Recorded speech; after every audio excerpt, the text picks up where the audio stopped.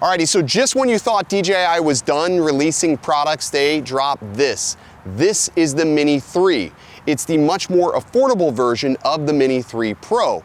And in today's video, I'm gonna give you my first impressions and opinions of this drone and whether or not this should be your first drone. Let's get started. I need to know everything, who and the what and the where, I need everything. What's up guys, Ken here, you're watching OriginaldoBo. In today's video, we're talking about this, the Mini 3, the latest evolution of mini drones from DJI. This is the affordable brother of the Mini 3 Pro.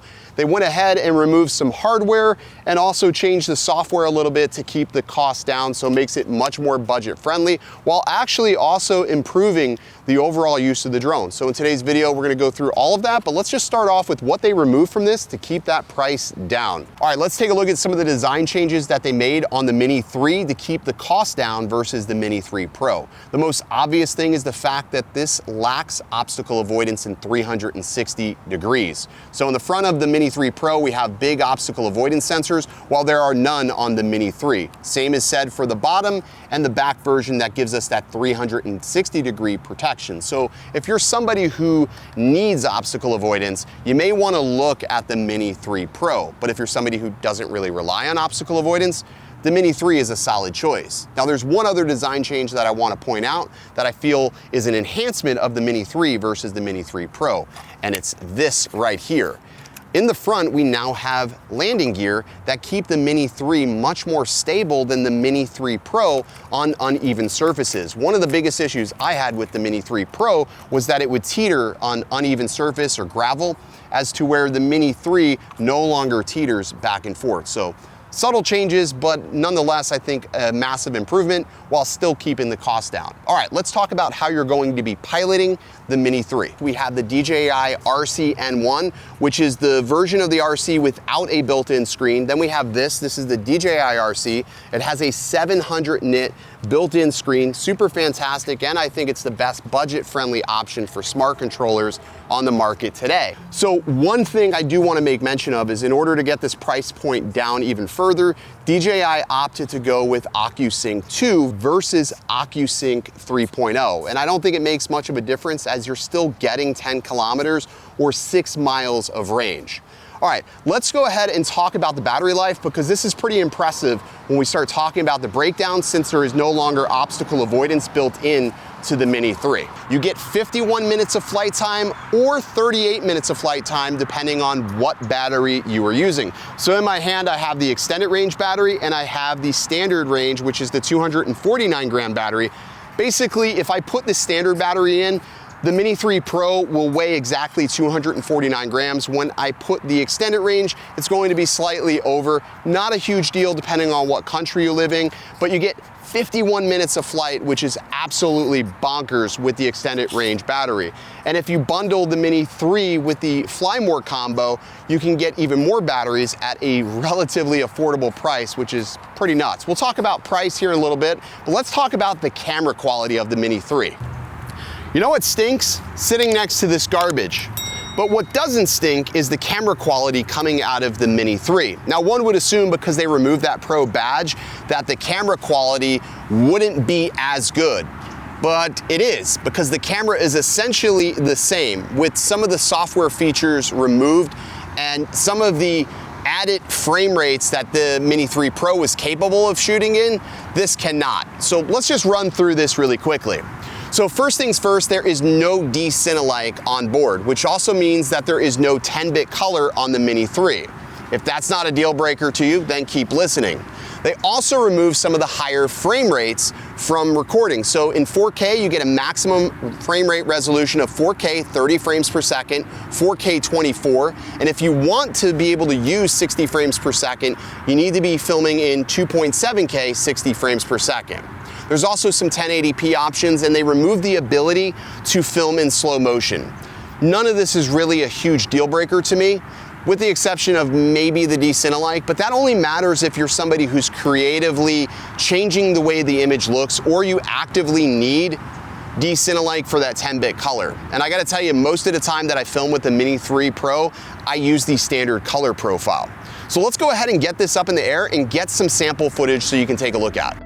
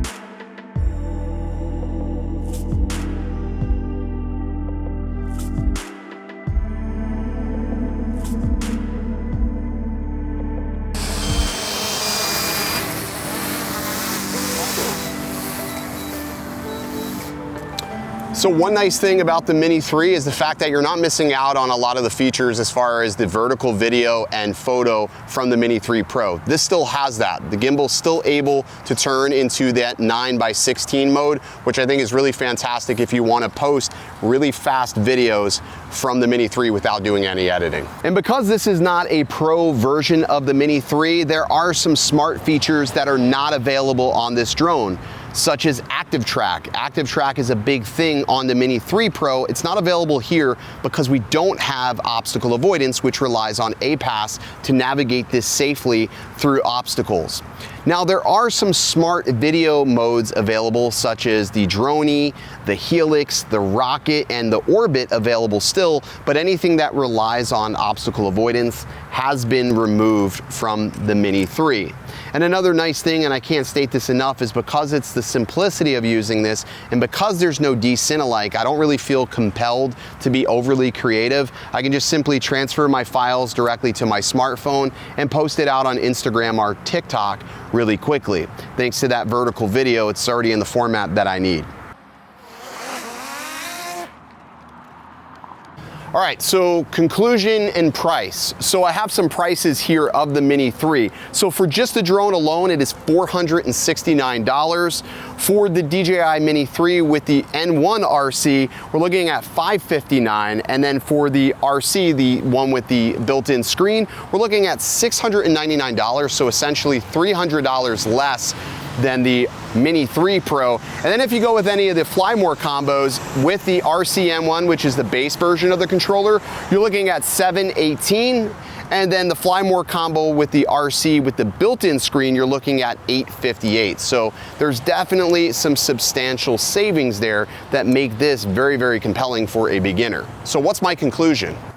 Well, I think that this is a solid option for somebody who wants a drone, but they don't want to spend a lot of money, or a beginner who doesn't really know if they're going to enjoy drones. I think that this is a fantastic option. This also has remote ID compliancy built in, so it's going to be future-proof if you do purchase this, which I think is nice. It has all the features that most professional drones have, minus some of the more technical things like the desync-alike and the 10-bit color, which really only matters to professionals. So if you're somebody who's not really going to be using this on a regular basis for professional work, I don't think you're going to miss a lot of those pro features. It has enough for you to get amazing video, amazing photos on your travels, but without all the hassle of color correction, color grading. And yeah, I just think it's a great beginner drone, and the price point is just outstanding personally. And there's nothing that comes close to it on the market for this size and price. I'll see you in the next one. Stay original. I think I'm playing chess. I see a king, I'm at his neck. I'm 3 steps ahead at every move. The second thing they did was remove, no, that's actually the only thing they did. No longer any obstacle, fuck me. Minute difference, but something worth mentioning. Fuck me, I don't like that. The RC Pro, why is the camera going upwards? DJI RC Pro, that's a fucking helicopter going to interact. Some of the smart features are not available, but there are things like the Orbit and the Droney, and what else is there, Nick? Asteroid? I thought Helix, Orbit, Droney, and Rocket. Do it again. Was a mess. We was living check to check. Now my shirts are getting pressed. You're gonna see me, she impressed. And my fans are quite obsessed. I owe 'em everything, I'm blessed. Made a living making art and aiming closely at they neck. If you think I'm not a threat, I'm like, incorrect. Yeah.